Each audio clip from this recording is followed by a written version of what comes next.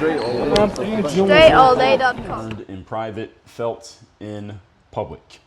Now, there are different versions of this one, such as what is done in the dark will be exposed in the light. Some of you have probably heard that saying before. And this episode is about the private and often unseen and often unspectacular work that any of us has to do that eventually leads to, not has to do, excuse me, that any of us chooses to do is a better way of saying it, that can eventually lead to public, visible, and hopefully long-term enjoyable success. But to get there, to that publicly visible success that everybody celebrates and we get all the recognition and now we look like superheroes to the rest of the world, to get there, we must respect the process. And regardless of the technology we get and the access and the tools and the devices and the interconnectivity that we have in the world today, and the more of it we're going to have tomorrow, the process has not changed. The process is not changing, and the process will not change in the future. What process am I talking about? Well, it's the title of this episode. Again, earned in private, felt in public. I'm going to explain to you that the title is the metaphor. Then I'm going to get granular and explain it to you in these points. So let's get right into it. Point number one. Topic, once again, is earned in private, felt in public. First point is this. If it's not yet working for you, then it means it is currently working on you. If it's not currently working for you, it is currently working on you. I was just telling this to a coaching client the other day. They ran an advertisement that didn't turn over the results that they wanted it to turn over. And I told them, well, you just got an education for the amount of money you spent on that ad. You just paid for some education in marketing because you just learned something. It didn't work for you, but it worked on you. Now you know something about marketing that you didn't know before you spent that money that didn't turn over the way that you expected it to. This is the frame that we use for anything that doesn't turn over the way we want it to turn over. It doesn't work, quote unquote, the way we want it to work. This is a growth mentality. When you hear people talk about growth mindset, this is a reflection of what the growth mindset is. This is a mindset and understanding that we must all maintain when working towards any form of growth and progress, or going through any form of growth and progress, because the growth and progress are not things you get to, they are things you go through. It's an experience. And understand that growth, ladies and gentlemen, is often unenjoyable. Growth is not always exciting, it's not always fun, it is not always, the forms in which the growth comes is not always welcome. Sometimes growth comes in ways that are very uncomfortable for us, inconveniently timed for us, and we often don't even have a say in how it happens, but we have to deal with it. That's what growth is. Growth doesn't always feel good. It's often not Instagram worthy, as we say, meaning the real process is not something that you will always feel good about or want to show off to your friends or your fans. You don't want the whole world to see you going through this process. It is long, tedious, arduous, and in a word, difficult. That's what growth is. And that's when things are working on you, because you're feeling the things working on you. When things start working for you, that's when the growth has converted itself into you having new skills, new abilities, new knowledge, new insights, and you're able to take those things that now have been installed in you through some pain and difficulty. Now you can start using them to have an impact and impose your will on the rest of the world and get the results that you want. That's when things start working for you. When you start getting the results you want externally and other people can see it and you can hold it up and you can count it, you can measure it, and everybody is looking at you like you're a superhero. That's after you have had the tools and the growth work on you to develop the tools you can use so you can have things working for you. But you cannot get to the point of things working for you. You cannot get to this point until you allow them to work on you and have you developing and getting better. So things have to work on you before they can work for you. The challenge that a lot of people have is that they want things to work for them before they allow the work to happen on them. Because a lot of times, if you're looking at a situation where things will be working on you, you can anticipate the difficulty and the tedium of having to go through that, but you don't see the ROI on the other side. If I do this, is this actually going to help me? Is this going to make me better? Well, you don't know yet, because you got to go through the growth first to develop the skill. Then you use the skill, and hopefully having that skill leads to an outcome. And again, hopefully, it's no guarantee. No guarantee that just because you go through the things that lead to growth is no guarantee you're going to get a tangible result from the growth that you've acquired, because you still have to take that growth and go do something with it. This is the reason why a lot of people don't go through periods of growth after puberty. They don't grow on purpose anymore, simply because at this point you are a speculator. Speculation means you're putting the work into something to develop something, but there's no guarantee you're going to get the ROI from the thing. But you have to make the payment up front. It's investing, basically. No guarantee your investment is going to pay you back. And this is the reason why a lot of people don't put the time in and they don't grow, because they want to guarantee they're going to get paid back. Well, I'm letting you know right now, ain't no guarantee. You still want to play or not? Because if you don't grow, no way you're going to produce increased results. So you're not offered a 100% deal here in any direction, except that if you don't grow, you will not produce results. And by the law of entropy, you will be going backwards. That I can guarantee you. Everything else is up for, depends on how it ends up working out and what you end up doing. The law of entropy was covered in episode number 2806, by the way. So remember that this order of operation, folks, does not change. The challenging part comes first, the benefits come after. That's the order of operations. You got to go through the challenge first, benefit second. Point number 2. Today's topic, once again, is earned in private, felt in public. Number 2, despite all of our technological advances, our new available tools, automations, artificial intelligence, access to information, access to other people, and everything else that has been designed to, and actually does in many ways, make life easier and make achievement quicker to grab, more accessible. There is still no shortcut to doing the fucking work. There is still no shortcut to doing the work. In case any of you was wondering if there was a shortcut to doing the work, there is no shortcut to doing the work. All right, hard work is still part of the game. And again, there's a lot of things that we can do in addition to hard work, but hard work still matters. I talked about this in episode number 2769. Hard work is never going away as a requirement for success. And when it does, then success will cease to matter. What we call success today won't matter anymore if hard work is no longer an element. So if it ever becomes not an element, then whatever you call success today won't matter tomorrow. So you should hope that hard work still matters, because hard work is a separator. It's a differentiator, because a lot of people don't want to do hard work. Hard work is what makes success valuable, because if anybody can get success without working, then success would not mean anything, because anybody could access it.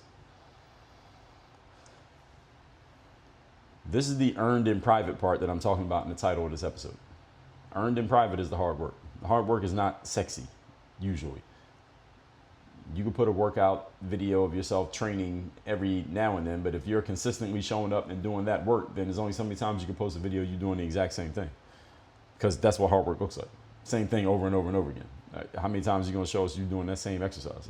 Maybe once or twice, but after that, if you ain't got nothing else, okay, don't keep posting that. Any achievement you felt like you have or want to achieve does not require doing the actual work is not a true achievement. Any achievement you have achieved up to this point that didn't require any real work is not a real achievement. Any achievement that you want to achieve in the future for which you will not do any real work, that is also not an achievement. One thing that makes an achievement real is the reality that not everybody can access that accomplishment,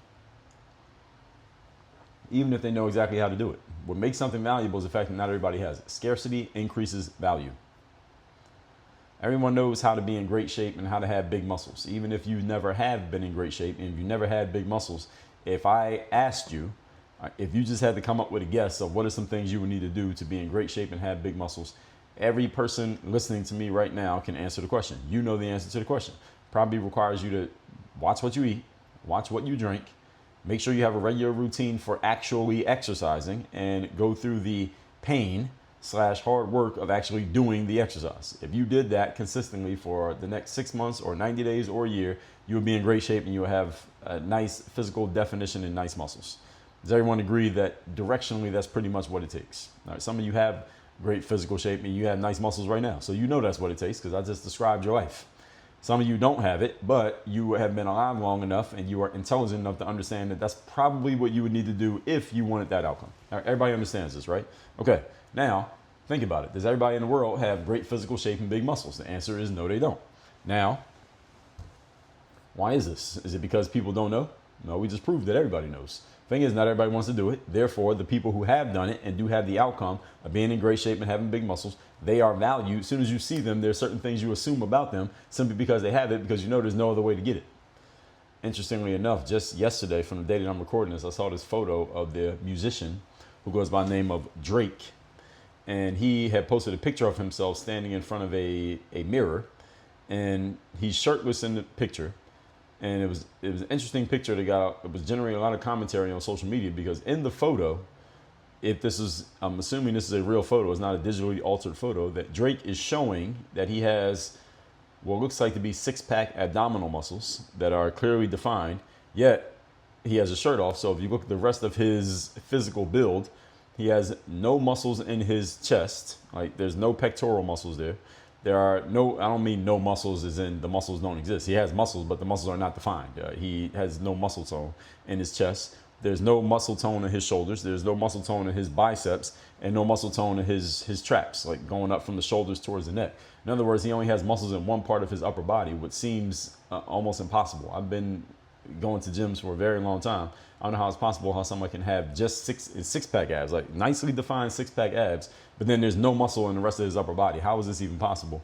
And there's been a lot of speculation as to how that's possible. Maybe by the time you hear this episode, someone has cracked the code, but I've seen a lot of people theorizing that Drake must have had some type of, he got those abs somehow other than going to the gym. Let's just put it that way. The point is that to be in great shape and have big muscles, everybody knows what it takes. Everybody knows what the cost is to be the boss, so to speak. I'm not quite sure Drake has paid that price. I'm going to guess he didn't pay the price. That's just my guess as of today. And again, I just saw this picture less than 24 hours ago. By the time you all hear this, maybe the internet has solved the riddle, or Drake has come clean. But it doesn't seem like he was just in the gym. He would just go to the gym, just do sit-ups, and then go home and never touch another part of his body. It just doesn't add up. Even if that's what he was doing, his body still wouldn't look like that. I think I know enough about fitness and the body that that's not even possible. But we got any physical trainers in here or personal trainers? Y'all go look up that picture and you tell me what you think. The whole thing is this. Everybody knows how to be in great shape and have big muscles, okay? Other than, again, whatever the hell Drake did. And as I said, if whatever Drake did ain't the gym, and now you can get a body like that, or at least you got a body like that without going to the gym, then going to the gym won't mean anything anymore. That's the whole thing. Like, the reason going to the gym matters, folks, is because you have to fucking do something to get a body like that. Not like Drake. So a body like somebody who's actually in real physical shape, because they actually really did the work. You have to actually do something. If it gets to the point that you can have a body like that without actually doing anything, then doing it won't matter anymore, and we will have to find something else that does matter. Not everybody achieves a certain outcome, even when they're aware of it. So that's why when someone does do it, it's special. Everyone knows what it takes to run a marathon. You can just Google it, 26.2 miles. Usually you got to do it within 7 hours before they close the course. Or if you do that, then it's special, because not everybody's willing to go 26.2 miles. It's a long distance. Same thing with anything else you want to achieve in your life. It's not that you have some secret formula that nobody else knows about. Everybody knows the formula to a lot of things to achieve. Achievements just require effort, ladies and gentlemen. There are no achievements worth anything that don't require effort. Next achievement you find out about that does not require effort is not an achievement, because, again, who cares about it? It doesn't matter. An achievement is something that you can do that not everybody else has done, or that you've done not everybody else has done. They could do it, they just haven't done it. Anything that anyone can access without hardship has very little value, period. That's an absolute. Point number 3. Today's topic, once again, is earned in private and felt in public. Number 3, you don't get to skip the seasons. What are the seasons? I talked about the seasons in episode number 2096. There is a planting season. In the real world, the planting season is usually called spring. There is a growing season. In the real world, we call that summer. I'm recording this, it's early summer. By the time you hear it, hopefully it's still summer. I like summer. There is a harvesting season. Usually we call that autumn or fall. And then there's a season when everything goes cold and the old gets washed out and we make room for the new. That's often called winter. Now, sometimes when you're doing your work and you're putting your time in, sometimes it's just not the season that you want it to be in full force. You might want a harvesting season right now. I think everybody loves harvesting season. That's when the phone is ringing, the deals are closing, everything is working in your favor, and all the hard work that you've done, allegedly, is paying off. When you hear people talking about hard work paying off, usually it's because they feel they're in the midst of a harvesting season. Things are turning over and they're getting the results that they want. It's not always harvesting season. We know those of you who are human, again, you've been around long enough, we know every year we go through 4 seasons. Depending on where you live, you may experience more of each season. Spring, summer, fall, winter, and you get an equal amount of time on the calendar for each season. You have to respect nature. Nature says there's a certain time for each season. Right? That's what nature says. Now, this does not mean that the amount of ROI you get from every season needs to be exactly the same. Meaning, just because your harvesting season was amazing and you harvested $1 million does not mean that your winter season needs to be equally, quote unquote, amazing and you die during the winter season. Right? Because the extreme of what happens in the winter is you die and you get washed away. Extreme in the harvesting season is you're getting every single thing you tried works and you get return on investment from everything. So there are extremes and there are levels to what can happen in every season. Just because you're going through a season does not mean you're going to get the bare minimum, doesn't mean you're going to get the absolute maximum. You may get somewhere in between. So you can get a whole lot during your harvesting season and again, don't have to have an equal return from the winter season because that would be not a good outcome. Thing is, you have to go through the seasons, period. Everybody goes through the seasons. Not everyone's seasons are the same. Okay, so the harvesting season for one person might be $1 million, or the harvesting season for someone else might only be $10,000 total. You both went through the season. You're just playing the game at different levels. So everyone understand this. So most people want the harvesting season to be all year round. And we all know that nature doesn't work that way. It's not always fall. It's not always summer. You have to take some time planting seeds. You got to actually do some fucking work. That's the spring, planting the seeds. You must nurture the seeds that you have planted, and then you can reap the benefits of what you've done. All right. This is why I've seeded, so to speak, what I seeded for you in the first 2 points. So you can understand what I'm talking about here in point number 3. Part of doing the work, ladies and gentlemen, is the planting season and the growing season.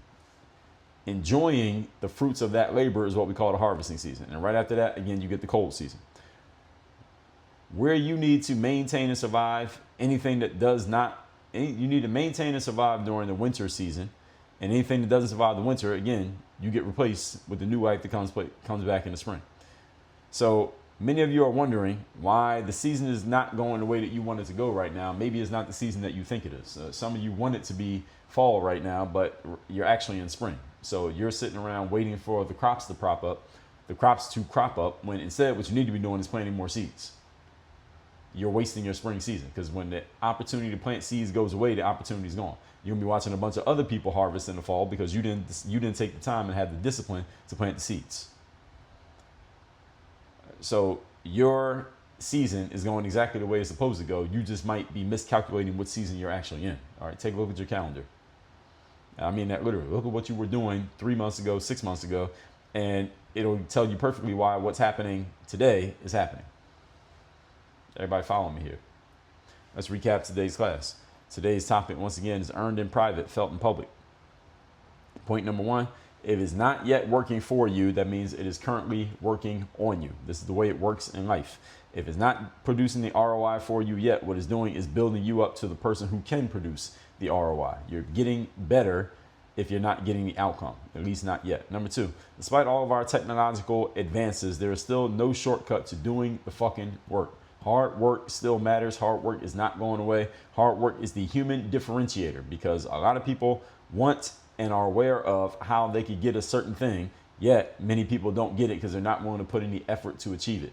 You being willing to put an effort to achieve it is what separates you and differentiates you from others who had the same desire, yet they didn't put it into action. And number 3, you do not get to skip seasons. I talked about the seasons in episode number 2096. There's the planting season, there is the growing season, there's the harvesting season, and there is the replenishment season or the hibernation season. You must go through all of those seasons.